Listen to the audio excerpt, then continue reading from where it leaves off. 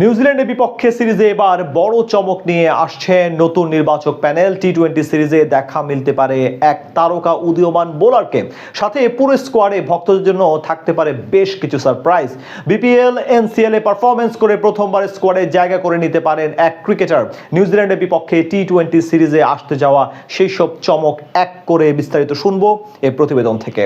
Cricket বোর্ডের সকল অস্থিরতার অবসান হয়ে এবার নতুন বোর্ড সভাপতি তামিম ইকবালের সামনে প্রথম অ্যাসাইনমেন্ট নিউজিল্যান্ড সিরিজ। চলতি মাসেই 3টি করে ওয়ানডে এবং টি-20 সিরিজ খেলতে ঢাকায় পা রাখবেন কিউই ক্রিকেটাররা। তাই স্বাভাবিকভাবে এই সিরিজ নিয়ে ব্যস্ত এখন নির্বাচকরা। গাজী আশরাফ হোসেন লিপু প্যানেলের অবসান ঘটে, এখন দায়িত্ব এসেছে হাবিবুর বাশার সুমনের প্যানেলের কাছে। আর প্রধান নির্বাচক হিসেবে দায়িত্ব নিয়েই এবার তারা চমক দিতে পারে নিউজিল্যান্ডের বিপক্ষে টি-20 সিরিজে, যেখানে প্রথমবারের মতো সুযোগ মিলতে পারে এক তারকা পেসার সহ বেশ কিছু নতুন ক্রিকেটারের। পাকিস্তান সুপার লিগ খেলতে এই মুহূর্তে ব্যস্ত মোট 6 জন বাংলাদেশি ক্রিকেটার। এর মধ্যে যেমন আছেন তানজিদ তামিমের মতো নিয়মিত টপ অর্ডার ব্যাটসম্যান, তেমনি ব্ল্যাক ক্যাপ সিরিজে মিস করবেন কাটার মাস্টার মুস্তাফিজুর রহমানের মতো দলের অপরিহার্য সদস্যরা। আর তাদের জায়গায় সুযোগ মিলতে পারে বেশ কিছু উদীয়মান তারকার, যাদের নিয়ে স্কোয়াড সাজিয়ে চমক দিতে পারেন নির্বাচকরা। এই তালিকায় সর্বপ্রথম নামটি আসতে পারে রিপন মন্ডলের। বাংলাদেশ জাতীয় দলের রাডারে আছেন এবং আগামী দিনে বাজিমাত করতে পারেন এমন পেসার বা উদীয়মান ক্রিকেটারদের মধ্যে সবার চেয়ে এগিয়ে থাকবেন রিপন মন্ডল। শেষ কয়েক বছরে ঘরোয়া লিগে তার পারফরমেন্স নিয়ে আলাদাভাবে চর্চা হয়েছে সবার মাঝে।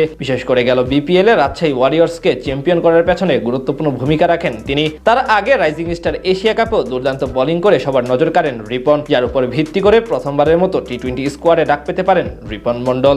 মুস্তাফিজের মতো ভেরিয়েশন সমৃদ্ধ পেসার রিপন নতুন বলে যেমন সুইং করাতে পারেন, তেমনি ডেথ ওভারে বলে করে ইয়র্কা দিয়ে ব্যাটারদের খাবি খাওয়াতে সক্ষম এই ফাস্ট বোলার। ঠিক সেই কারণেই মুস্তাফিজের রিপ্লেস হিসেবে তাকে চমক হিসেবে ঢুকাতে পারে নির্বাচকরা।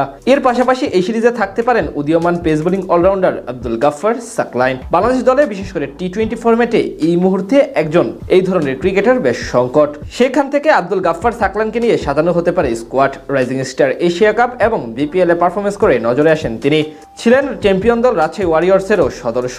যেহেতু এই মুহূর্তে বাংলাদেশ দলের 3 পেসার নিউজিল্যান্ড সিরিজ থাকবেন না, সেখান থেকে সারপ্রাইজ হিসেবে তাকে বাজিয়ে দেখতে পারে নির্বাচকরা। এদিকে তাদের দুজনের মতোই নতুন করে আলোচনায় আসেন মিস্ট্রি স্পিনার আলিসাল ইসলাম। দীর্ঘদিন ধরে জাতীয় দলের আশেপাশে থাকলেও ইনজুরি তার ক্যারিয়ারের বড় একটি অংশ কেড়ে নিয়েছে। তবে গেল বিপিএল এর পারফরমেন্সের কারণে আরো একবার জাতীয় দলের দুয়ার খুলতে পারে আলিসের, যার আরো একটি কারণ ঋষাদের পিএসএল খেলা। এখন অব্দি 56টি সংক্ষিপ্ত ফরম্যাটের ম্যাচে 59 উইকেট শিকার করেছেন মাত্র 6.42 ইকোনমি রেটে। সব মিলিয়ে এই চমকগুলোই দেখা যেতে পারে আসন্ন নিউজিল্যান্ডের বিপক্ষে টি-20 সিরিজে। ক্রিকেট বোর্ডের সকল অস্থিরতার অবসান হয়ে এবার নতুন বোর্ড সভাপতি তামিম ইকবালের সামনে প্রথম অ্যাসাইনমেন্ট নিউজিল্যান্ড সিরিজ। চলতি মাসেই 3টি করে ওয়ানডে এবং টি-20 সিরিজ খেলতে ঢাকায় পা রাখবেন কিউই ক্রিকেটাররা। তাই স্বাভাবিকভাবে এই সিরিজ নিয়ে ব্যস্ত এখন নির্বাচকরা।